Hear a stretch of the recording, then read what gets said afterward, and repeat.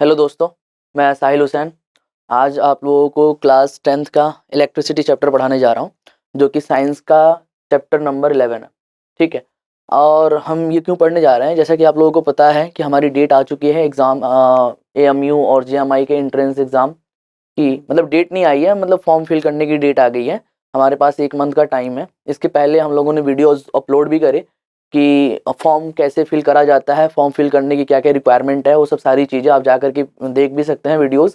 ठीक है। और आप अपने फॉर्म फिल कर लीजिए और बाकी अपनी प्रिपरेशन स्टार्ट कर दीजिए। बोर्ड एग्ज़ाम आपके होने वाले हैं, बोर्ड एग्ज़ाम होते रहेंगे और आप अपनी जेएमआई, एएमयू की प्रिपरेशन स्टार्ट रखेंगे।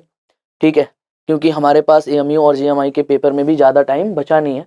तो चलिए हम स्टार्ट करते हैं, देखते हैं कि कैसे-कैसे हम अपनी प्रिपरेशन को अच्छी कर सकते हैं। तो वो सब सारी चीज़ें हम यहाँ पर सीख रहे होंगे। मैं क्या करने वाला हूँ, जैसे कि मैंने इलेक्ट्रिसिटी चैप्टर लिया। इस इलेक्ट्रिसिटी चैप्टर का जो भी चैप्टर में जितने भी मतलब एक तरीके से चीज़ें होंगी, वो सारी चीज़ें हम कवर कर रहे होंगे। डिटेल में थोड़ी बहुत हम पढ़ रहे होंगे। उसको पढ़ने के बाद हम पीवाईक्यूज, एएमयू के भी पीवाईक्यूज को सॉल्व करेंगे, जेएमआई के भी पीवाईक्यूज को सॉल्व करेंगे।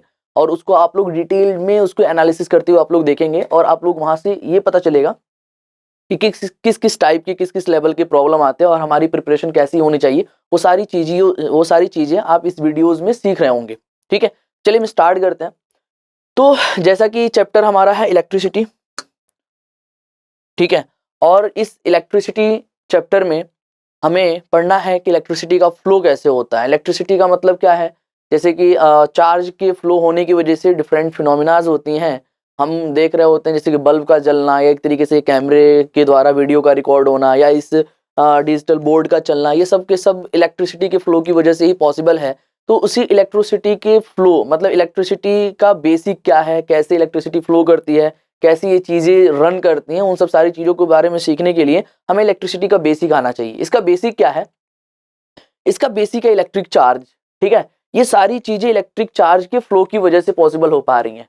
तो इलेक्ट्रिक चार्ज क्या है? इलेक्ट्रिक चार्ज के बारे में जानने के लिए चलिए हम स्टार्ट करते हैं, देखते हैं इलेक्ट्रिक चार्ज क्या होता है। तो सबसे पहले मैं इसकी डेफिनेशन लिख करके आपको बताता हूं कि इलेक्ट्रिक चार्ज क्या होता है। तो electric charge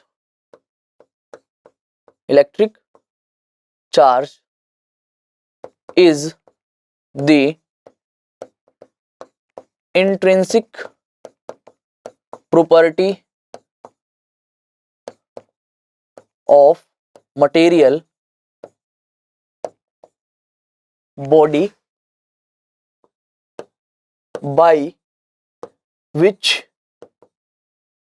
it can attract or repel another charged body।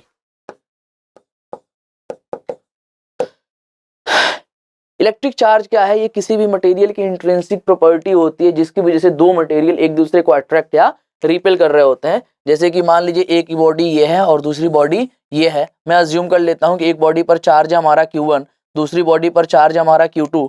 तो ये बॉडी या तो एक दूसरे को रिपेल कर सकती है, मतलब ये दोनों एक दूसरे पर फोर्स लगा सकते हैं, या तो ये एक दूसरे को बाहर की तरफ धकेल सकते हैं, या तो ये एक दूसरे को अट्रैक्ट कर सकते हैं। वो डिपेंड करता है इनके नेचर के ऊपर, इनके टाइप्स ऑफ चार्जेस के ऊपर।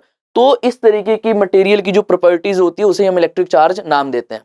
अगर हम बात करेंगे कि कौन सी क्वांटिटीज है, हमें पता होना चाहिए इट इज स्केलर क्वांटिटी।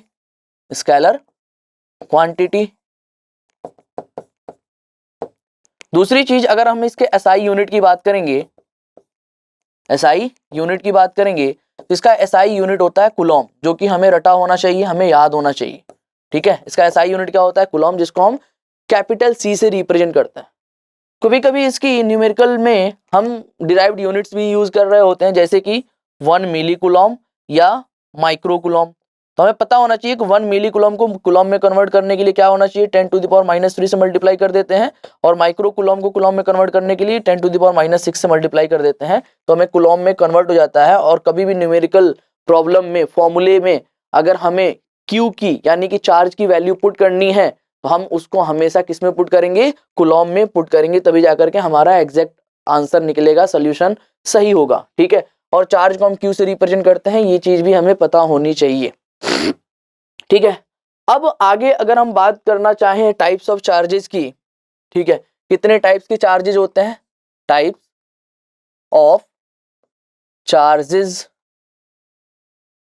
तो हमें पता होना चाहिए there are two types of charge. एक होता है हमारा पॉजिटिव चार्ज, एक होता है हमारा पॉजिटिव चार्ज और दूसरा होता है हमारा नेगेटिव चार्ज।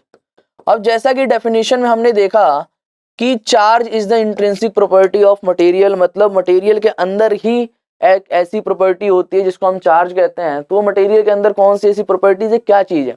इस चीज को समझने के लिए हमें समझना पड़ेगा कि एटॉमिक स्ट्रक्चर को समझना पड़ेगा, क्योंकि हम जानते हैं कोई सा भी मटेरियल एटम से मिलकर के बना होता है और एटम में क्या ऐसी चीज होती है जिसकी वजह से बॉडीज में चार्ज होता है।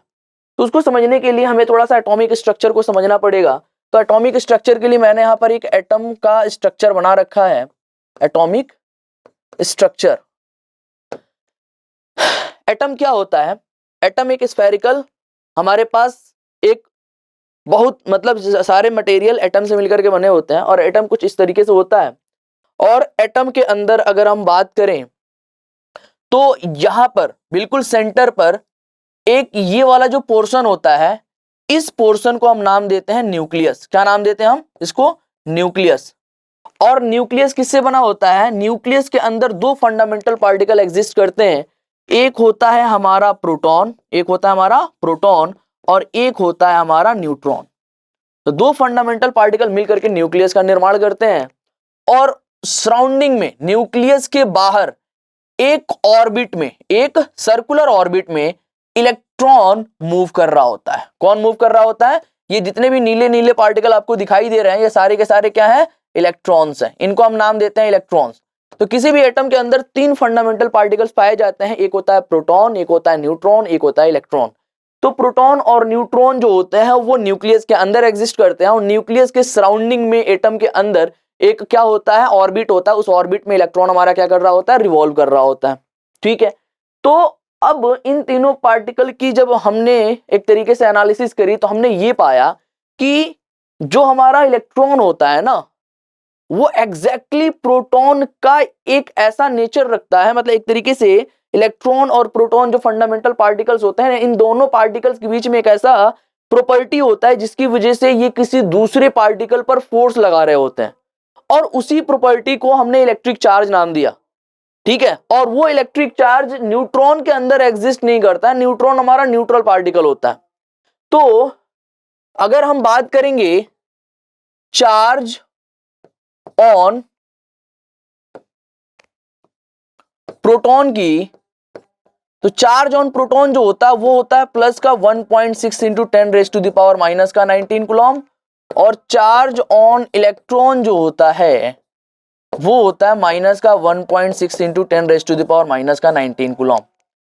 हम 1.6 into 10 raise to the power minus 19 coulomb को स्मॉल ई से रिप्रेजेंट करते हैं। कभी भी किसी भी फिजिकल इक्वेशन में अगर ई लिखा हुआ है, इसका मतलब क्या है? 1.6 into 10 raise to the power minus 19 coulomb. तो इस पूरे की जगह पर मैं क्या लिख सकता हूं? ई लिख सकता हूं। इस पूरी की जगह पर मैं क्या लिख सकता हूं? ई लिख सकता हूं। तो चूंकि मैं जानता हूं प्रोटॉन पर पॉजिटिव चार्ज होता है तो ये हो जाएगा प्लस ई, प्रोटॉन और इलेक्ट्रॉन जो होता है उस पर नेगेटिव चार्ज होता है तो ये हो जाएगा माइनस ई। क्योंकि दोनों के ऊपर हम देख पा रहे हैं कि मैग्नीट्यूड दोनों का सेम है। दोनों पर जो चार्ज की मैग्नीट्यूड है वो है 1.6 into 10 raise to the power minus 19 coulomb. बस दोनों में डिफरेंस ये है कि इलेक्ट्रॉन पर नेगेटिव चार्ज होता है और प्रोटॉन पर पॉजिटिव चार्ज होता है। अगर हम चार्ज ऑन न्यूट्रॉन की बात करें, किसकी? चार्ज ऑन न्यूट्रॉन की बात करें तो उस पर जीरो चार्ज होता है, उस पर कोई भी चार्ज एग्जिस्ट नहीं करता है। अब जितने भी मटेरियल्स होते हैं वो एटम से मिलकर के बने होते हैं और एटम में दो ऐसे फंडामेंटल पार्टिकल पाए जाते हैं जिन पर क्या करता है? चार्ज होता है। तो ये बताओ, मेटल के अंदर ही तो चार्ज हमारा है। इसी वजह से क्या होती है, हम कहते हैं कि मेटल के अंदर एक ऐसी प्रॉपर्टी होती है, इंट्रिंसिक प्रॉपर्टी होती है जिसको हम चार्ज कहते हैं, जिसकी वजह से मटेरियल एक दूसरे को अट्रैक्ट या रिपेल करते हैं। तो इसी इलेक्ट्रॉन और प्रोटॉन की वजह से मटेरियल एक दूसरे को अट्रैक्ट या रिपेल कर रहे होते हैं। ठीक है। एक्सपेरिमेंटली हमने ये देखा कि अगर हमने दो इलेक्ट्रॉन ले लिया, जैसे हमने इलेक्ट्रॉन लिया, हमने एक बार प्रोटॉन लिया और एक बार इलेक्ट्रॉन प्रोटॉन लिया। हमने जब इलेक्ट्रॉन के एक दूसरे के पास रखा तो इन दोनों ने एक दूसरे को रिपेल किया। जब प्रोटॉन को एक दूसरे के पास रखा तो इन दोनों ने भी एक दूसरे को रिपेल किया। जब इलेक्ट्रॉन और प्रोटॉन को एक दूसरे के पास रखा तो इन दोनों ने एक दूसरे को अट्रैक्ट किया। इसी बेसिस पर हमने इसको पॉजिटिव और नेगेटिव चार्ज नाम दिया। तो हमने डिसाइड कर लिया कि प्रोटॉन पर पॉजिटिव चार्ज होता है और इलेक्ट्रॉन पर नेगेटिव चार्ज होता है। क्लियर है? इसी बेसिस पर हमने चार्ज को दो पार्ट्स में क्लासिफाई करा। There are two types of charges, एक होता है पॉजिटिव चार्ज, एक होता है नेगेटिव चार्ज। ठीक है, तो हम यहाँ से क्या देख पा रहे हैं कि सेम टाइप के चार्जेस, जैसे कि इलेक्ट्रॉन इलेक्ट्रॉन सेम टाइप का चार्ज है जिसको हम लाइक चार्जेज बोलते हैं, और प्रोटॉन प्रोटॉन भी सेम चार्ज है। तो सेम टाइप के चार्जेज एक दूसरे को रिपेल करते हैं, लेकिन अपोजिट टाइप के चार्जेज को एक दूसरे के पास रखा जाता है तो ये एक दूसरे को अट्रैक्ट कर रहे होते हैं। तो इसीलिए चार्ज की कुछ प्रॉपर्टीज होती है, जैसे कि मैं यहां पर लिख रहा हूं प्रॉपर्टीज ऑफ चार्जेस। तो पहली प्रॉपर्टीज तो यही हो जाती है कि like charges repel each other, like charges, like charges का मतलब होता है charges with same sign, same sign, same sign का मतलब सेम टाइप ऑफ चार्जेस हम भी कह सकते हैं, हम यहां पर सेम टाइप ऑफ चार्जेस भी कह सकते थे। तो like charges are repel each other, repel each other, repel का मतलब होता है एक दूसरे को दूर धकेलना, ठीक है ना, जब दूर फोर्स लग रहे होते हैं, एक दूसरे को दूर धकेल रहे होते हैं तो इसको हम रिपेल बोलते हैं, है ना। And unlike charges, unlike charges क्या होते हैं, अपोजिट टाइप के चार्जेस, ठीक है ना। अनलाइक चार्जेस मतलब charges with opposite sign, charges with opposite sign, opposite sign are attract each other, are attract each other, ठीक है। दूसरी प्रॉपर्टीज एक और होती है, इसके पास एडिटिव नेचर होता है। कैसा नेचर होता है, ये भी चीज थोड़ा सा हमें ध्यान में रखनी है। एडिटिव नेचर होता है चार्ज के पास, ठीक है। एडिटिव नेचर क्या होता है, जैसे कि मैं अज्यूम कर लेता हूं Q1 is equal to 10 coulomb charge है और Q2 is equal to 5 coulomb charge है, दोनों पॉजिटिव चार्जेज हैं। तो जो हमारा Q1 यहीं पर लिख देता हूं मैं, Q1 प्लस Q2 जो होगा वो 10 plus 5 is equal to 15 coulomb charge हो जाएगा। लेकिन अगर मैं दूसरे सवाल में, अगर मैं Q1 is equal two plus का 15 कूलॉम चार्ज ले लेता हूं और Q2 is equal to minus का 10 कूलॉम चार्ज ले लेता हूं, तो अब इस केस में Q1 प्लस Q2 जो होगा वो साइन के साथ जुड़ेगा। तो यहाँ पर प्लस 15 है, माइनस 10 है, तो 15 माइनस 10 इज इक्वल टू क्या हो जाएगा, टोटल चार्ज जो होगा वो 5 कूलॉम हो जाएगा। तो यहाँ पर चार्जेस को हमें साइन के साथ जोड़ना है, जैसे हम अलजेब्रिक समेशन या अलजेब्रिक सबट्रैक्शन करते हैं, तो उस तरीके से हमें इस चीज को ध्यान में रखते हुए चीजों को देखना है। अगला टॉपिक हमारा number of electrons present in charge Q. Charge Q में कितने नंबर ऑफ इलेक्ट्रॉन्स प्रेजेंट होते हैं। सबसे पहले इस चीज को जानने के लिए हमें समझना पड़ेगा कि ये टॉपिक क्या कहना चाहता है। जैसे कि मान लीजिए हमारे पास एक बॉडी है A, दूसरी बॉडी है B, ठीक है। अब क्या है ना कि ये बॉडी न्यूट्रल है। न्यूट्रल क्यों है, कि उसकी इसमें जितने नंबर ऑफ प्रोटॉन्स होंगे उतने ही नंबर ऑफ इलेक्ट्रॉन्स होंगे। हम जानते हैं इलेक्ट्रॉन पर नेगेटिव चार्ज होता है, प्रोटॉन पर पॉजिटिव चार्ज होता है, दोनों मिलकर के एक दूसरे को जीरो कर देंगे। वैसे ही सेम इस पर भी होगा, लेकिन मैंने अज्यूम कर लिया कि मान लेते हैं कि A ऑब्जेक्ट से निकल करके कुछ इलेक्ट्रॉन B ऑब्जेक्ट में चले गए। A इलेक्ट्रॉन से निकल करके कुछ इलेक्ट्रॉन, A मतलब ऑब्जेक्ट से निकल करके कुछ इलेक्ट्रॉन B ऑब्जेक्ट में चले गए। उस केस में क्या होगा, अब इलेक्ट्रॉन इसमें से निकल करके इसमें जा रहा है, यानी कि इस वाले ऑब्जेक्ट में क्या हो रहा है, लॉस हो रहा है। किसका लॉस हो रहा है, इलेक्ट्रॉन का लॉस हो रहा है। और इस वाले ऑब्जेक्ट में क्या हो रहा है, गेन हो रहा है। क्या हो रहा है, किसका गेन हो रहा है, इलेक्ट्रॉन का गेन हो रहा है। ध्यान से समझिएगा। तो ये बताइए, यहां से इलेक्ट्रॉन पर नेगेटिव चार्ज होता है ना, तो जब ऑब्जेक्ट ए से इलेक्ट्रॉन कुछ निकल गया तो इलेक्ट्रॉन का लॉस हो गया, मतलब नेगेटिव चार्ज का लॉस आ गया। तो इस बॉडी पर जो चार्ज एक्स्ट्रा बचेगा वो कौन सा चार्ज बचेगा, पॉजिटिव चार्ज बचेगा। लेकिन इस ऑब्जेक्ट पर पहले तो ये न्यूट्रल था, अब इलेक्ट्रॉन की अधिकता हो चुकी है, तो इस वाले ऑब्जेक्ट पर कौन सा चार्ज आ जाएगा, नेगेटिव चार्ज आ जाएगा। तो ये चीज हमें ध्यान में रखनी है। तो क्या है ना कि किसी भी बॉडी पर चार्ज कैसे आता है, जब एक बॉडी से दूसरी बॉडी में इलेक्ट्रॉन का ट्रांसफर होता है। इलेक्ट्रॉन का ट्रांसफर होता है तो हम कहते हैं कि बॉडी क्या हो चुकी है, चार्ज हो चुकी है। तो जिस ऑब्जेक्ट में इलेक्ट्रॉन का लॉस होता है उस पर होता है पॉजिटिव चार्ज, और जिस ऑब्जेक्ट में इलेक्ट्रॉन का गेन होता है उस पर होता है नेगेटिव चार्ज। समझ में आया कि नहीं आया, जिस ऑब्जेक्ट में इलेक्ट्रॉन का गेन होगा उसमें नेगेटिव चार्ज आ जाएगा, और जिस ऑब्जेक्ट से इलेक्ट्रॉन का लॉस होगा उस पर पॉजिटिव चार्ज आ जाएगा। ठीक है, तो चार्ज आ कैसे रहा है, इलेक्ट्रॉन के लॉस या गेन की वजह से आ रहा है। मैंने अज्यूम कर लिया कि n नंबर ऑफ इलेक्ट्रॉन्स का ट्रांसफर हुआ। कितने नंबर ऑफ इलेक्ट्रॉन्स का ट्रांसफर हुआ, n नंबर ऑफ इलेक्ट्रॉन्स का ट्रांसफर हुआ। ध्यान से देखिएगा, ये बताइए एक इलेक्ट्रॉन पर जो टोटल चार्ज होता है वो कितना होता है 1.6 इंटू 10⁻⁻⁹ कूलम, और इसी को तो E बोला जाता है। यानी मैं कह सकता हूं एक इलेक्ट्रॉन पर जो चार्ज होता है वो कितना होता है 1 E के बराबर होता है। ध्यान से समझिएगा। तो बताइए अगर n number of electron transfer हुआ तो जो टोटल चार्ज है वो कितना हो जाएगा n इंटू 1E यानी कि Ne हो जाएगा, और इसी को तो हम चार्ज बोलेंगे। अरे आया कि नहीं आया? तो Q इज इक्वल टू क्या होता है, किसी भी बॉडी पर जो चार्ज आएगा वो किसकी वजह से आएगा, नंबर ऑफ इलेक्ट्रॉन ट्रांसफर की वजह से आएगा। तो अगर n नंबर ऑफ इलेक्ट्रॉन्स का ट्रांसफर हुआ तो उस पर चार्ज कितना आ जाएगा Ne आ जाएगा, और E यहां पर क्या है E 1 इलेक्ट्रॉन पर चार्ज है, 1 इलेक्ट्रॉन पर चार्ज है। ध्यान से देखिएगा मैं लिख रहा हूं Q क्या है, Q is the charge on the body, Q is the charge on the body. N क्या है, N is the number of electron transfer, number of electron transfer.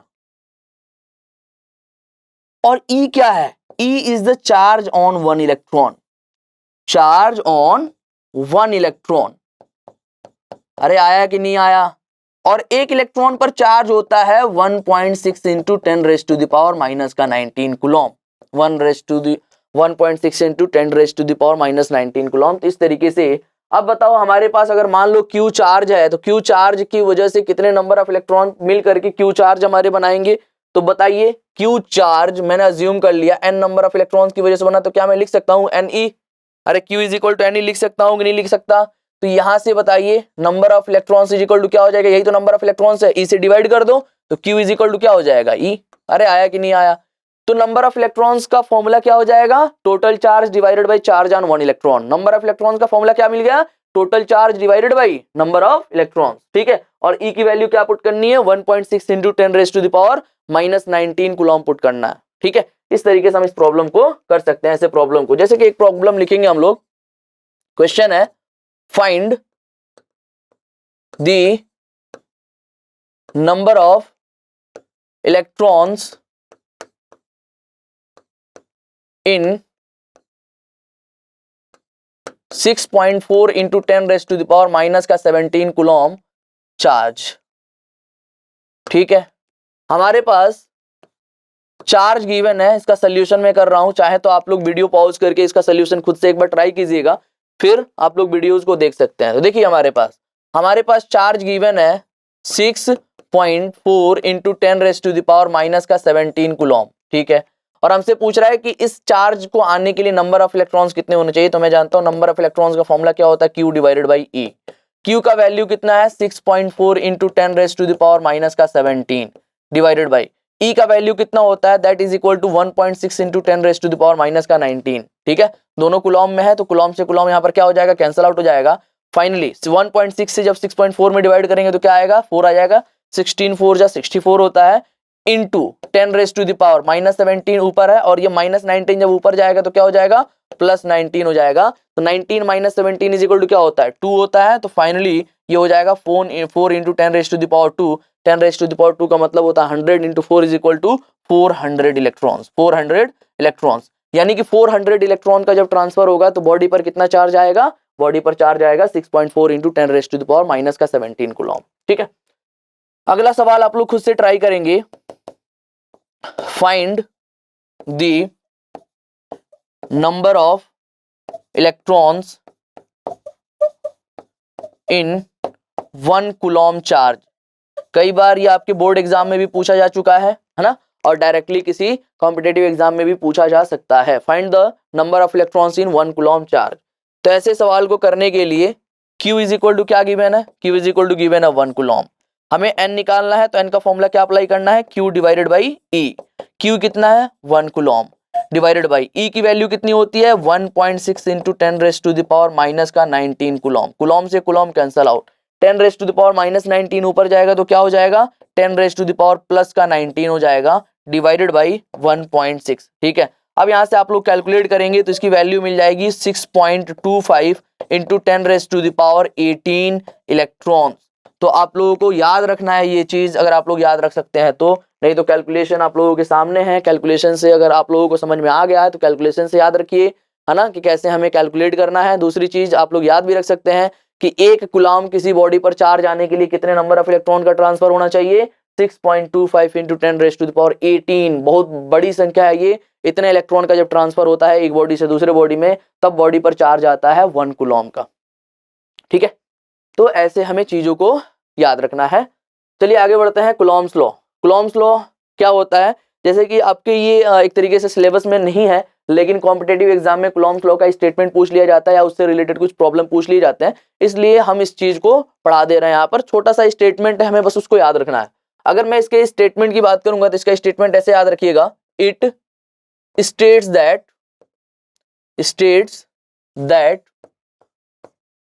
force between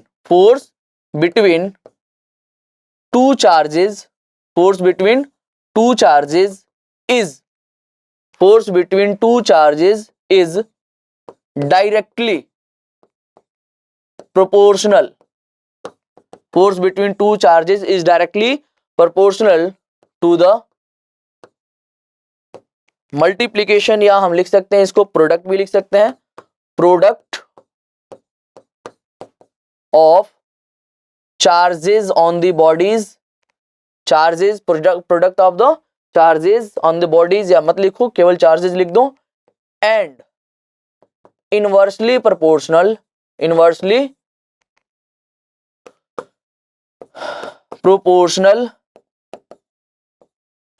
to the square of distance between them. समझिएगा इस चीज को। क्या कह रहा है, जैसे कि मान लेते हैं हमारे पास दो ऑब्जेक्ट्स हैं,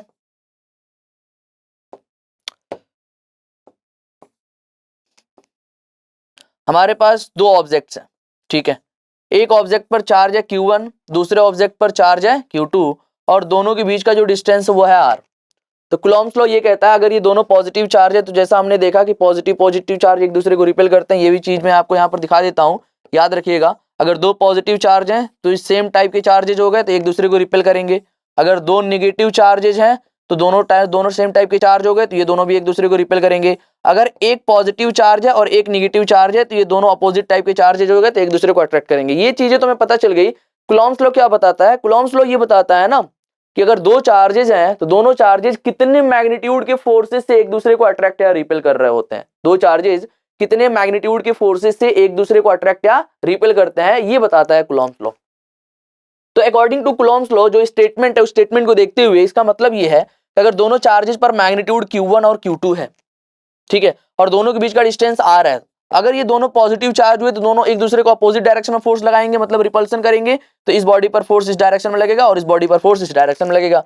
तो कूलम्स लॉ के अकॉर्डिंग ये दोनों फोर्सेस सेम होते हैं, मतलब कि पहली बॉडी दूसरी बॉडी पर उतना ही फोर्स लगाती है जितना दूसरी बॉडी पहली बॉडी पर फोर्स लगा रही होती है। तो दोनों बॉडी पर लगने वाले फोर्सेस सेम होते हैं और इन फोर्सेस का जो मैग्नीट्यूड होता है वो इन दोनों चार्ज के प्रोडक्ट के डायरेक्टली प्रोपोर्शनल होता है। दोनों चार्ज के प्रोडक्ट के डायरेक्टली प्रोपोर्शनल होता है। डायरेक्टली प्रोपोर्शनल का मतलब क्या है, ये चार्जेस जितने ज्यादा होंगे फोर्सेस उतने ज्यादा होंगे, जितना ज्यादा चार्ज होगा फोर्स भी उतना ज्यादा लगेगा, जितना ज्यादा चार्ज होगा फोर्स भी उतना ज्यादा लगेगा। और दूसरी स्टेटमेंट में कह रहा है कि it is the inversely proportional to the square of the distance between them. तो डिस्टेंस बिटवीन देम क्या हमने अज्यूम कर रखा है, R। तो अगर दोनों के बीच का डिस्टेंस R है तो R के स्क्वायर के इनवर्सली प्रोपोर्शनल होता है, मतलब 1/r स्क्वायर के डायरेक्ट के प्रोपोर्शनल होता है। तो हम कह सकते हैं कि अगर R हमारा कम होगा, इनवर्सली प्रोपोर्शनल का मतलब होता है कि ये कम होगा तो हमारी फोर्स की वैल्यू ज्यादा होगी, और R अगर ये ऑब्जेक्ट दूर दूर होंगे तो उस केस में फोर्स की वैल्यू कम होगी। तो दो चार्ज ऑब्जेक्ट जितने ज्यादा नजदीक होते हैं उतना ही ज्यादा उस पर फोर्सेस लग रहा होता है, और जितने ज्यादा दूर होंगे फोर्सेस उतने कम हो जाते हैं। यही होता है हमारा कूलम्स लॉ। ठीक है, क्लियर हो गया होगा आपको। चलिए बढ़ते हैं। अगला है हमारा types of material on the basis of flow of charge. ठीक है, तो there are 3 types of material on the basis of flow of charge. There are 3 types of material on the basis of flow of charge. पहला होता है हमारा conductor. क्या होता है, कंडक्टर। दूसरा होता है हमारा इंसुलेटर। और तीसरा होता है हमारा semiconductor. Semiconductor, there are 3 types of material on the basis of flow of charge. हमें ये याद रखना है। कंडक्टर क्या होता है? कंडक्टर वह मटेरियल होता है जिसमें चार्ज का फ्लो आसानी से हो सके, ऐसे मटेरियल को हम कंडक्टर कहते हैं। The material in which charges can flow easily। ठीक है, ऐसा मटेरियल जिसमें चार्ज इजीली फ्लो कर सकता है उसको हम क्या कहते हैं? कंडक्टिंग मटेरियल कहते हैं, जिसको हम कंडक्टर के नाम से जानते हैं। एग्जाम्पल के तौर पे हम कह सकते हैं all type of metals, all types of metals, जैसे silver, gold, copper, aluminium, iron. ये सारे के सारे ऐसे मटेरियल होते हैं जिसमें चार्जेस का फ्लो बहुत आसानी से हो सकता है, इसलिए इसे हम कंडक्टर बोलते हैं, कंडक्टिंग मटेरियल बोलते हैं। दूसरा होता है हमारा इंसुलेटर। तो इंसुलेटर क्या होता है? The material in which charges can not flow. ऐसा मटेरियल जिसमें चार्ज फ्लो कर ही नहीं सकता, ऐसे मटेरियल को हम इंसुलेटर कहते हैं। एग्जाम्पल के तौर पे हम कह सकते हैं ड्राई वुड,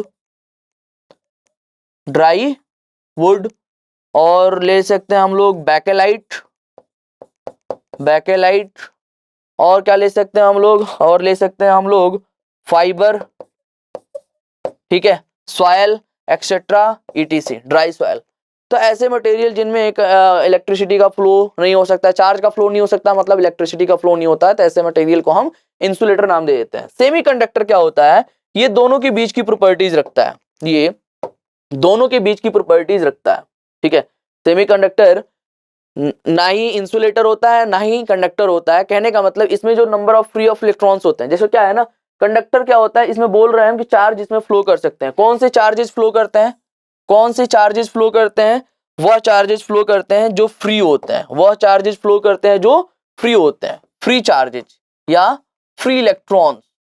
अब एक और चीज मैं आपको बता दूं, देखो मटेरियल के अंदर तो 2 टाइप के चार्जेस पाए जाते हैं, एक होता है इलेक्ट्रॉन, एक होता है प्रोटॉन। तो प्रोटॉन जो होता है वो न्यूक्लियस के अंदर होता है, तो प्रोटॉन फ्लो नहीं करता है ना, हमारा इलेक्ट्रॉन फ्लो कर रहा होता है। तो जो चार्ज होता है जो फ्लो कर सकता है वो इलेक्ट्रॉन होता है। तो इलेक्ट्रॉन का फ्लो करने की वजह से ही क्या होता है? इलेक्ट्रिसिटी प्रोड्यूस होती है। तो चार्जेस के फ्लो होने की बात हो रही है, तो मतलब किसके फ्लो होने की बात हो रही है? इलेक्ट्रॉन के फ्लो होने की बात हो रही है। वो भी जो एटम्स के अंदर इलेक्ट्रॉन्स होते हैं ना, वो फ्लो नहीं करते हैं ना, जो एटम को छोड़ करके बाहर जा चुके होते हैं वो फ्लो कर रहे होते हैं, और उन्हीं को हम फ्री इलेक्ट्रॉन्स के नाम से जानते हैं। तो कंडक्टर ऐसा मटेरियल होता है जिसमें फ्री इलेक्ट्रॉन की संख्या बहुत ज्यादा होती है। इंसुलेटर में फ्री इलेक्ट्रॉन्स होते ही नहीं है, और सेमीकंडक्टर में फ्री इलेक्ट्रॉन मतलब बहुत कम मात्रा में होते हैं। तो इसमें इलेक्ट्रिसिटी का फ्लो करा तो सकते हैं हम, लेकिन एक एक्सटेंट तक, एक सर्टेन एक्सटेंट तक ही हम इलेक्ट्रिसिटी का फ्लो करा सकते हैं। तो सेमीकंडक्टर वो मटेरियल होता है, the material in which charges can flow till some extent। Example के तौर पे जो हम ज्यादातर केसेस में एग्जाम्पल ले रहे होते हैं सेमीकंडक्टर का, एक होता है सिलिकॉन और दूसरा होता है जर्मेनियम। ठीक है, एक्सेट्रा। 3 चीजों को हमें याद रखना है कि on the basis of flow of charge there are 3 types of material. एक होता है कंडक्टर, दूसरा होता है इंसुलेटर, तीसरा होता है सेमीकंडक्टर। इसके कुछ एग्जांपल्स मैंने यहाँ पर आप लोगों को दिखा दी। अगला टॉपिक है हमारा इलेक्ट्रिक चार्ज। ठीक है, अब जैसा कि हमें पता चला कि चार्ज के फ्लो करने की वजह से ही इलेक्ट्रिसिटी प्रोड्यूस होती है, तो चार्ज के फ्लो करने का मेजरमेंट भी तो करना होगा हमें। तो चार्ज के फ्लो करने का जो मेजरमेंट होता है वो होता है इलेक्ट्रिक करंट। हम कैसे डिफाइन करते हैं इलेक्ट्रिक करंट को? हम सिंपल सा इसका डेफिनेशन लिखते हैं, it is the rate of flow of electric charge. तो इलेक्ट्रिक चार्ज के फ्लो होने का जो रेट बताता है उसी को हम इलेक्ट्रिक करंट के नाम से जानते हैं। इलेक्ट्रिक करंट को हम आई से रिप्रेजेंट करते हैं, स्मॉल आई से भी रिप्रेजेंट कर सकते हैं, कैपिटल आई से भी रिप्रेजेंट कर सकते हैं। तो इसको समझने के लिए ऐसे समझेंगे, मैंने क्या किया, जैसे यहाँ पर एक सर्किट, अभी सर्किट बताऊंगा क्या होता है, फिलहाल के लिए इसमें ही हमारा करंट का फ्लो होता है, ऐसे ही सर्किट में इलेक्ट्रॉन का करंट का फ्लो हो रहा होता है। मैंने क्या किया, यहाँ से लेकर के यहाँ तक का पार्ट काट लिया, मतलब ये वायर बना लिया, मैंने वायर को ले लिया यहाँ से काट करके, यहाँ पर दिखा रहा हूँ उसको, ये वायर है। इस वायर में क्या है, फ्री इलेक्ट्रॉन्स है, और इस फ्री इलेक्ट्रॉन्स के मूव करने की वजह से ही करंट का फ्लो हो रहा है। तो ये फ्री इलेक्ट्रॉन्स इस डायरेक्शन में क्या कर रहे हैं, मूव कर रहे हैं। ठीक है, मैं यहाँ पे खड़ा हो गया और यहाँ पे खड़ा होके देख रहा हूं कि यहाँ से इस सेक्शन से जो इलेक्ट्रॉन पास हो रहा है उसकी वजह से चार्ज का फ्लो हो रहा है। तो मैंने चार्ज मेजर कर लिया कि क्यू चार्ज फ्लो हो गया कितने टाइम में, टी टाइम में। कितना चार्ज फ्लो हो गया, क्यू चार्ज फ्लो हो गया टी टाइम में। तो इलेक्ट्रिक करंट क्या होता है, it is the rate of flow of charge. इसका rate of flow of charge का मतलब होता है टाइम के रिस्पेक्ट में इसको क्या कर देना, डिवाइड कर देना। तो हमारा जो चार्ज क्यू चार्ज अगर टी टाइम में फ्लो हुआ तो Q अपॉन टी हमारा क्या हो जाएगा, इलेक्ट्रिक करंट हो जाएगा। अगर टी टाइम में Q चार्ज फ्लो हो रहा है तो इलेक्ट्रिक करंट क्या हो जाएगा हमारा, Q अपॉन टी हो जाएगा। अब जैसा हमारा इलेक्ट्रिक चार्ज स्केलर क्वांटिटी होती है, वैसे ही इलेक्ट्रिक करंट भी हमारी कौन सी क्वांटिटी होती है, स्केलर क्वांटिटी होती है, स्केलर क्वांटिटी होती है। दूसरी चीज, अगर मैं इसके एसआई यूनिट की बात करूं तो इसका जो एसआई यूनिट होता है, एसआई यूनिट वो होता है हमारा एम्पियर। एसआई यूनिट जो होता है वो होता है हमारा एम्पियर, जिसको हम कैपिटल ए से रिप्रेजेंट कर रहे होते हैं। अगर यहां से एसआई यूनिट की बात करेंगे तो चार्ज का यूनिट क्या हो जाएगा, कूलॉम, और टाइम का यूनिट क्या हो जाएगा, सेकंड। तो फाइनली इसका एसआई यूनिट क्या हो जाएगा, कूलॉम पर सेकंड। तो कूलॉम पर सेकंड को भी हम एम्पियर कहते हैं, तो हम इसको कूलॉम पर सेकंड भी लिख सकते हैं। दोनों तरीके से हम इसका एसआई यूनिट लिख सकते हैं, लेकिन ज्यादातर हम एम्पियर ही यूज कर रहे होते हैं, कूलॉम पर सेकंड नॉर्मल यूज में नहीं होता है। लेकिन अगर कहीं पर लिखा हुआ है ऑप्शन में कि इलेक्ट्रिक करंट की यूनिट कूलॉम पर सेकंड है, तो वो बिल्कुल सही है। कूलॉम पर सेकंड भी इलेक्ट्रिक करंट की यूनिट हो सकती है, और उस कूलॉम पर सेकंड को ही हम एम्पियर कह रहे होते हैं। तो इस तरीके से हम इलेक्ट्रिक करंट को डिफाइन करते हैं। समझ में आ गया होगा हमें, ठीक है। तो इलेक्ट्रिक करंट, अब चलिए अगर मैं इस पर एक दो सवाल देना चाहूं, जैसे मैं कह रहा हूं, जैसे एक सवाल है यहां पर, ठीक है, ठीक है। Find the electric current in the circuit, find the electric current in the circuit if 10 Coulomb of charge flow in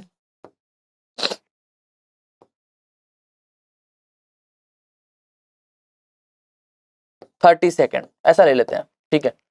if 10 Coulomb of charge flow in 30 second, तो हमें इलेक्ट्रिक करंट फाइंड आउट करना है। बताइए हमें क्या क्या given है, हमें गिवन है Q is equal to 10 coulomb, हमें क्या गिवन है, और हमें गिवन है T is equal to 30 second, मतलब 30 सेकेंड में 10 कूलॉम चार्ज पास हो रहा है। तो बताना है आपको करंट, तो करंट इज इक्वल टू क्या होता है, Q अपॉन टी। Q कितना है हमारा 10 कूलॉम, और टाइम कितना है हमारा 30 सेकेंड। तो फाइनली 10 से 10 कैंसिल आउट, तो क्या बचेगा 1/3 कूलॉम पर सेकेंड, और कूलॉम पर सेकेंड को एम्पियर कहते हैं। तो फाइनली हम कह देंगे कि 1/3 एम्पियर के करंट का फ्लो हो रहा है सर्किट से, जिसमें 30 सेकेंड में अगर 10 कूलॉम चार्ज पास कर रहा है। तो इस तरीके के सवाल आते हैं जिसको हम सॉल्व कर सकते हैं आसानी से, ठीक है।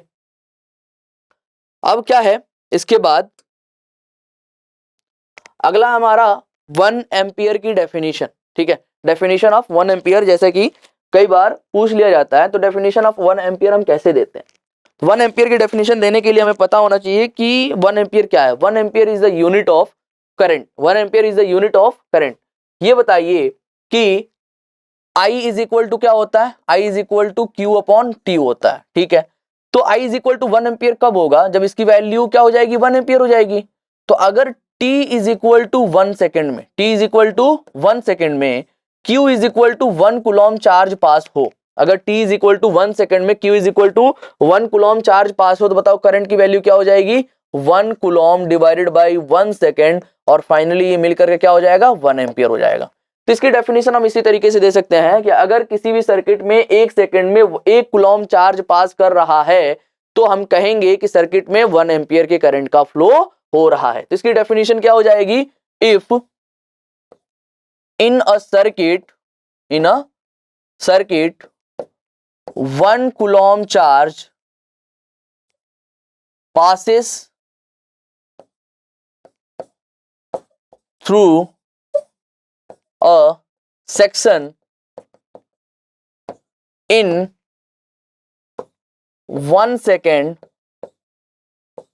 then we can say that current in the circuit is 1 ampere. तो ये हो जाएगा हमारा 1 एम्पियर की डेफिनेशन। तो इस तरीके से 1 एम्पियर की डेफिनेशन दे सकते हैं। तो बोर्ड एग्जाम में ज्यादातर 1 एम्पियर की डेफिनेशन पूछ लेता है, तो ये हमारी 1 एम्पियर की डेफिनेशन हो जाएगी। 1 एम्पियर की डेफिनेशन देने के लिए अगर ये ट्रिक आपको आती है तो आप सेंटेंसेस अपने मन से बना करके लिख सकते हैं। 1 एम्पियर की डेफिनेशन क्या बताना है हमें टीचर को, बस इतना ही बताना है कि अगर 1 कूलम चार्ज 1 सेकंड में पास हो रहा है किसी सेक्शन से, तो हम कह देंगे कि उस सर्किट में 1 एम्पियर के करंट का फ्लो हो रहा है। फाइनली हमारे पास एक अगला टॉपिक है, ठीक है, how to get a continuous flow of electric current. हम किसी भी सर्किट में continuous flow of electric current कैसे फाइंड आउट कर सकते हैं। तो इसका क्या तरीका होता है, जैसे कि मान लीजिए हम किसी सर्किट का एक छोटा सा पार्ट बनाते हैं, एक वायर ले लेते हैं। तो ये एक वायर मैंने ये बनाया, ठीक है।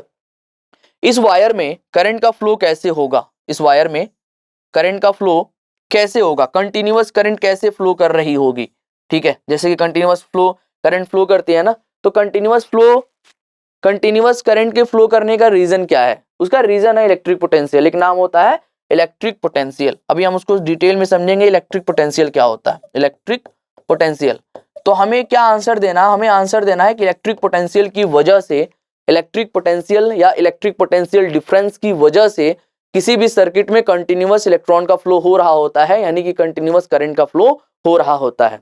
ऐसा कैसे पॉसिबल है, जब हम पोटेंशियल, जैसे कि मान लीजिए मैंने इस वायर को किसी बैटरी से कनेक्ट कर दिया, इस वायर को किसी बैटरी से कनेक्ट कर दिया, तो ये बैटरी वास्तव में करती क्या है, ये जो बैटरी का सिंबल आपको दिखाई दे रहा है, ये बैटरी वास्तव में क्या करती है, ये एनर्जी देती है, ये एनर्जी जनरेट करती है। ये एक तरीके से सोर्स होता है, एक्टिव सोर्स होता है जो एनर्जी दे रहा होता है हमें, और इसके एनर्जी देने की वजह से यहाँ से इलेक्ट्रॉन क्या करने लगते हैं, यहाँ से इलेक्ट्रॉन फ्लो करने लगते हैं, जिसकी वजह से करंट का फ्लो होने लगता है, जिसकी वजह से करंट का फ्लो होने लगता है। अब इलेक्ट्रॉन का फ्लो करना अभी मैं थोड़ा सा समझाऊंगा डिटेल में।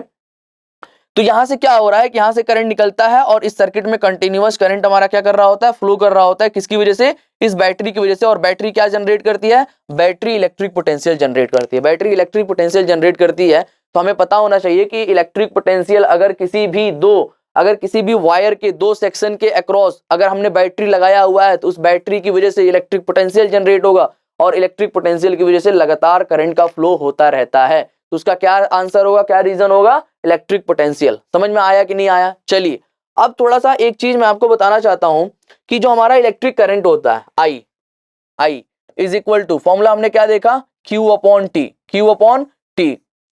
अब जो सर्किट होता है जिसमें हमारा करंट का फ्लो हो रहा होता है, तो एक चीज हमेशा याद रखिएगा, जैसे कि मान लीजिए मैं फिलहाल के लिए एक सर्किट बनाता हूं, अभी मैं समझाऊंगा सर्किट क्या होता है, लेकिन एक सवाल मेरे जहन में आ रहा है, जैसे कि बच्चों में काफी सारा डाउट हो जाता है, तो वो चीज मैं बताने के लिए ये सर्किट बना रहा हूं। अभी मैं समझा दूंगा इसको। क्या होता है कि अगर मैं इलेक्ट्रॉन के फ्लो की बात करूं ना, तो इलेक्ट्रॉन का फ्लो ऐसे हो रहा होता है कि वो पॉजिटिव टर्मिनल की तरफ आना चाहता है। बैटरी का इसे हम पॉजिटिव टर्मिनल कहते हैं और इसे हम नेगेटिव टर्मिनल कहते हैं।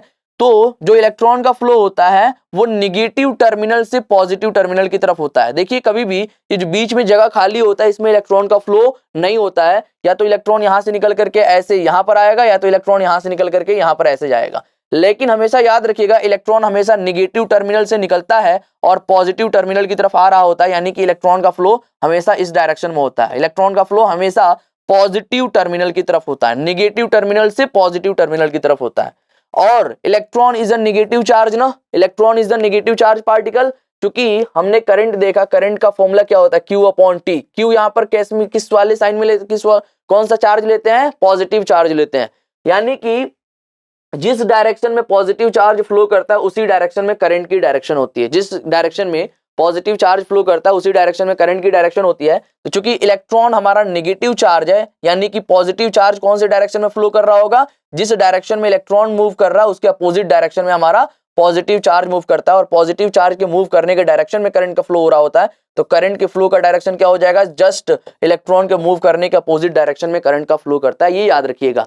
हमें क्या याद रखना है कि जिस डायरेक्शन में इलेक्ट्रॉन फ्लो करता है उसके अपोजिट डायरेक्शन में करंट का फ्लो हो रहा होता है। और दूसरी चीज ये याद रखनी है कि इलेक्ट्रॉन नेगेटिव टर्मिनल से निकल करके पॉजिटिव टर्मिनल की तरफ जाता है और करंट पॉजिटिव टर्मिनल से निकल करके नेगेटिव टर्मिनल की तरफ जाता है। तो दोनों के फ्लो होने की जो डायरेक्शन होती है वो अलग अलग होती है।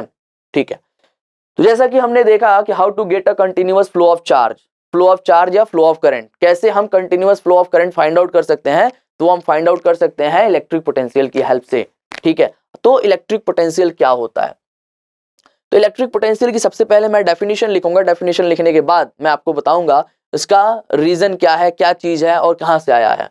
तो इसके लिए हम इसका डेफिनेशन हो जाएगा, it is defined at a point, it is defined at a point, it is defined at a point work done, comma देकर के लिखेंगे, work done in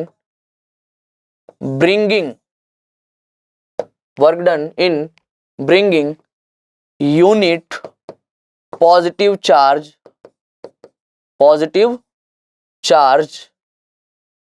from infinity to that point, तो ये तो हो गया हमारा कंप्लीट एक तरीके से डेफिनेशन किसका, इलेक्ट्रिक पोटेंशियल का, कि अगर हमें डेफिनेशन लिखने के लिए आता है तो ये डेफिनेशन हम लिख सकते हैं। अब इसको हम समझते हैं वन बाय वन करके, क्या चीज है ये। जैसे कि मान लीजिए मुझे किसी पोजीशन पर इलेक्ट्रिक पोटेंशियल डिफाइन करना है, इस पोजीशन पर मुझे इलेक्ट्रिक पोटेंशियल डिफाइन करना है, तो इस पॉइंट पर जैसे लिखा हुआ है it is defined at A point, हमेशा इलेक्ट्रिक पोटेंशियल किसी पॉइंट के लिए डिफाइन होता है। तो किसी पॉइंट पर इलेक्ट्रिक पोटेंशियल कितना होगा उसके लिए क्या होता है, it is the work done in bringing a unit positive charge. Unit positive charge का मतलब क्या होता है, प्लस का 1 coulomb from infinity to that point. तो अगर इंफिनिटी पर कोई एक ऑब्जेक्ट है, बहुत ज्यादा डिस्टेंस पर है, यानी कि इंफिनिटी पर एक कोई ऑब्जेक्ट है जिस पर +1 कूलम चार्ज है, जिस पर कितना चार्ज है, +1 कूलम चार्ज है, इस चार्ज को इंफिनिटी से इस पॉइंट तक लाने में, इस चार्ज को इंफिनिटी से इस पॉइंट तक लाने में जितना वर्क डन किया जाएगा, अगर मैं अज्यूम कर लूं कि W वर्क डन किया गया, अगर एक यूनिट पॉजिटिव चार्ज मतलब +1 कूलम चार्ज को इंफिनिटी से जिस पॉइंट पर हमें पोटेंशियल डिफाइन करना है उस पॉइंट तक लाने में अगर W वर्क डन किया गया, वर्क डन का मतलब समझते हैं ना, किसी भी पार्टिकल को डिस्प्लेस करते हैं तो उसमें वर्क डन होता है। तो अगर ये W work done external force के द्वारा अगर W वर्क डन किया गया तो इलेक्ट्रिक पोटेंशियल क्या हो जाएगा, इलेक्ट्रिक पोटेंशियल उसी वर्क डन के बराबर हो जाएगा, इलेक्ट्रिक पोटेंशियल उसी वर्क डन के बराबर हो जाएगा। तो इलेक्ट्रिक पोटेंशियल समझ में आया कि नहीं आया? इलेक्ट्रिक पोटेंशियल वह वर्क डन है जो एक +1 कूलम चार्ज को इंफिनिटी से उस पॉइंट तक लाने में किया जा रहा है। अगर हम अज्यूम कर लें कि अगर Q कूलम चार्ज को, कितने को, Q कूलम चार्ज को यहां से यहां लाने में अगर W वर्क डन किया गया होगा तो उस केस में हमारी इलेक्ट्रिक पोटेंशियल क्या हो जाएगी। एक और चीज है, इलेक्ट्रिक पोटेंशियल को हम V से रिप्रेजेंट करते हैं। तो अगर Q कूलम चार्ज को इंफिनिटी से इस पॉइंट तक लाने में जितना वर्क डन किया जाएगा अगर वो W होगा, उस केस में V इक्वल टू क्या हो जाएगा, W अपॉन Q। तो ये फॉर्मूला हमें याद रखना है। ये कब आएगा, जब हमारा चार्ज 1 कूलम हो जाएगा। तो charge is equal to 1 coulomb put करें तो हमें क्या मिलेगा, V is equal to W मिलेगा। और V क्या रिप्रेजेंट कर रहा है, इलेक्ट्रिक पोटेंशियल को रिप्रेजेंट कर रहा है। नहीं आया समझ में आप लोगों को, आया कि नहीं आया? ठीक है, तो हमें क्या याद रखना है कि अगर Q चार्ज को किसी एक इंफिनिटी से किसी पोजीशन तक लाने में अगर W वर्क डन किया जाता है तो उस पॉइंट का जो इलेक्ट्रिक पोटेंशियल होगा वो क्या होगा, V होगा। वो क्या होगा, V होगा। अब यहां से अगर मैं इसके यूनिट की बात करूं तो ये बताइए वर्क डन का यूनिट क्या होता है, वर्क डन का यूनिट क्या होता है, वर्क डन का यूनिट होता है जूल। वर्क डन का यूनिट क्या होता है, जूल अपॉन चार्ज का यूनिट क्या होता है, चार्ज का यूनिट होता है कूलम। तो इसका यूनिट क्या हो जाएगा, जूल पर कूलम। और जूल पर कूलम को ही हम बोल्ट के नाम से जानते हैं। किसके नाम से जानते हैं, बोल्ट के नाम से जानते हैं। तो जो SI यूनिट होगी किसकी, इलेक्ट्रिक पोटेंशियल की, SI यूनिट क्या हो जाएगी, वोल्ट हो जाएगी, वोल्ट हो जाएगी, जिसको हम स्मॉल v से रिप्रेजेंट करेंगे। तो स्मॉल v से हम वोल्ट को रिप्रेजेंट करते हैं और कैपिटल V से हम इलेक्ट्रिक पोटेंशियल को रिप्रेजेंट करते हैं। तो इस चीज का ध्यान रखेंगे आप लोग, ठीक है। तो इलेक्ट्रिक पोटेंशियल का फॉर्मूला क्या मिल गया हमें, V is equal to W upon Q. इसे रट लेना है, याद कर लेना है। इलेक्ट्रिक पोटेंशियल का फॉर्मूला क्या होता है, W upon Q. W is the work done, Q is the charge. अगला टर्म है हमारा electric potential difference. Electric potential difference या केवल पोटेंशियल डिफरेंस भी उसे बोल सकते हैं। पोटेंशियल डिफरेंस क्या है, नाम से ही पता चल रहा है।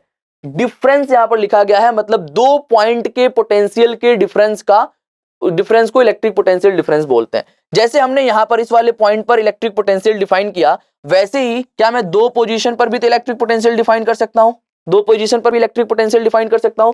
मैंने अज्यूम कर लिया ये है पॉइंट ए और ये है पॉइंट बी। यहां पर जो पोटेंशियल है वो है VA और यहां पर जो पोटेंशियल है वो है VB। समझिएगा, यहां पर जो पोटेंशियल है वो है VB और यहां पर जो पोटेंशियल है वो है VA। क्लियर है।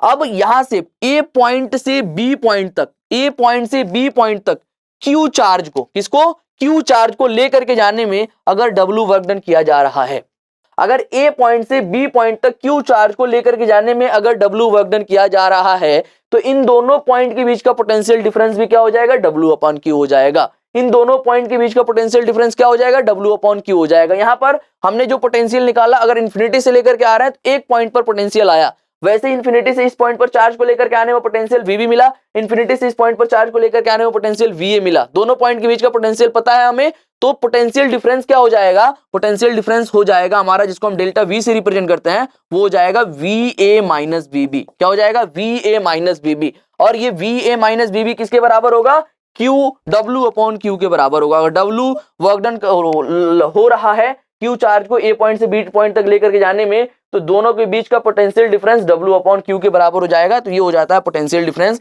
या नॉर्मली पोटेंशियल डिफरेंस को हम ऐसे याद रख सकते हैं कि दो पॉइंट के बीच का पोटेंशियल का जो डिफरेंस होगा उसको हम इलेक्ट्रिक पोटेंशियल डिफरेंस कह देते हैं। अब ये बताओ, यहां पर भी वोल्ट है, यहां पर भी वोल्ट है, तो इलेक्ट्रिक पोटेंशियल डिफरेंस की भी यूनिट क्या हो जाती है, वोल्ट हो जाती है। ठीक है, तो इलेक्ट्रिक पोटेंशियल हो या इलेक्ट्रिक पोटेंशियल डिफरेंस हो, दोनों की यूनिट सेम होती है, दोनों सेम जैसी क्वांटिटीज हैं। लेकिन इलेक्ट्रिक पोटेंशियल की बात हो तो केवल एक पॉइंट के लिए डिफाइंड होता है, और इलेक्ट्रिक पोटेंशियल डिफरेंस की बात हो तो दो पॉइंट्स के लिए डिफाइंड होता है। दो पॉइंट के पोटेंशियल के डिफरेंस को हम इलेक्ट्रिक पोटेंशियल डिफरेंस बोल देते हैं। तो ये चीज है इलेक्ट्रिक पोटेंशियल और पोटेंशियल डिफरेंस की। अब चलिए इस पे एक सवाल कर लेते हैं। Question, if 10 joule of work is done in bringing a 2 coulomb charge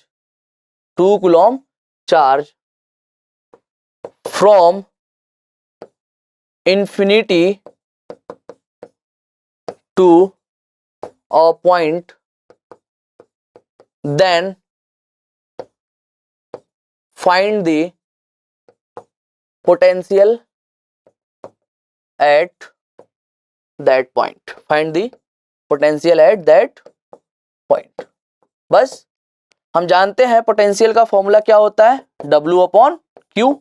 W कितना है हमारा, वर्क डन कितना किया जा रहा है, वर्क डन किया जा रहा है हमारा 10 जूल, तो ये हमने पुट कर दिया 10 जूल डिवाइडेड बाई चार्ज कितना है हमारा, चार्ज है 2 कूलॉम, तो finally 10 upon 2 is equal to क्या हो जाएगा 5। और हमने क्या निकाला, पोटेंशियल निकाला, तो पोटेंशियल का यूनिट क्या हो जाता है, वोल्ट, तो हमारा आंसर हो जाएगा 5 वोल्ट। ठीक है, तो इस तरीके से हम ऐसे प्रॉब्लम को सॉल्व कर सकते हैं। दूसरी सवाल इसमें क्या बन सकती है कि एक पॉइंट का पोटेंशियल इतना है, दूसरे पॉइंट का पोटेंशियल इतना है, तो दोनों के बीच का पोटेंशियल डिफरेंस बताओ, तो दोनों को माइनस कर देना है, दोनों को माइनस कर देना है, तो पोटेंशियल डिफरेंस मिल जाएगा आपको। तो इस तरीके से हम इस प्रॉब्लम को सॉल्व कर सकते हैं। चलिए आगे बढ़ते हैं। अगला टॉपिक है हमारा 1 वोल्ट। 1 वोल्ट, जैसे कि हमने देखा कि इलेक्ट्रिक पोटेंशियल और पोटेंशियल डिफरेंस का जो यूनिट होता है वो वोल्ट होता है, तो 1 वोल्ट की डेफिनेशन भी हमसे एग्जाम में पूछी जा सकती है। तो 1 वोल्ट की डेफिनेशन क्या हो जाएगी, ये बताओ। 1 वोल्ट की डेफिनेशन देने के लिए हमें पता होना चाहिए पोटेंशियल का फॉर्मूला। पोटेंशियल का फॉर्मूला क्या होता है, W अपॉन Q। अरे होता है कि नहीं होता है, वेरी गुड। ठीक है, तो ये बताओ अगर Q is equal to 1 coulomb हो जाए और W इज इक्वल टू भी 1 जूल हो जाए, कहने का मतलब कि अगर इन्फिनिटी से 1 कूलॉम चार्ज को किसी पॉइंट तक लाने में अगर 1 जूल वर्क डन किया जा रहा है, 1 जूल वर्क डन किया जा रहा है तो उस केस में क्या पोटेंशियल को मैं 1 वोल्ट बोल सकता हूं? बिल्कुल 1 वोल्ट हो जाएगा। पुट कीजिए यहाँ पर, ये हो गया 1 joule divided by 1 coulomb, finally हमें मिल जाएगा 1 वोल्ट। समझ में आया कि नहीं आया? 1 वोल्ट की डेफिनेशन कैसे मिलेगी, और इसका पोटेंशियल डिफरेंस के टर्म में भी हम इसका दे सकते हैं डेफिनेशन। कैसे कि मान लीजिए कि किसी एक पॉइंट से ए से बी पॉइंट तक, ठीक है, किसी चार्ज को, और चार्ज इज इक्वल टू कितना है 1 कूलम, लेकर के जाने में अगर हमें 1 जूल वर्क डन किया जा रहा है, हमारे द्वारा 1 जूल वर्क डन किया जा रहा है, तो दोनों के बीच का पोटेंशियल डिफरेंस क्या हो जाएगा? 1 वोल्ट हो जाएगा।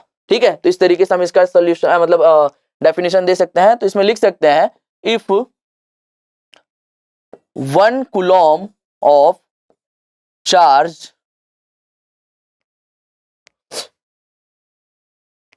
इफ 1 कूलम ऑफ, या हम ऐसे कह सकते हैं if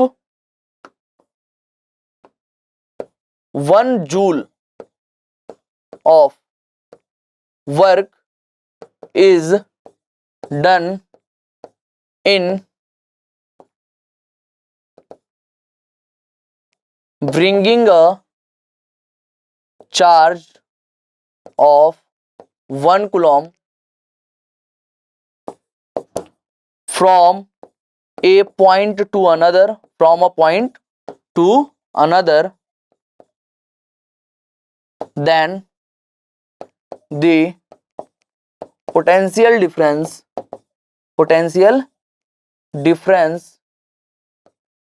between these two points is 1 volt.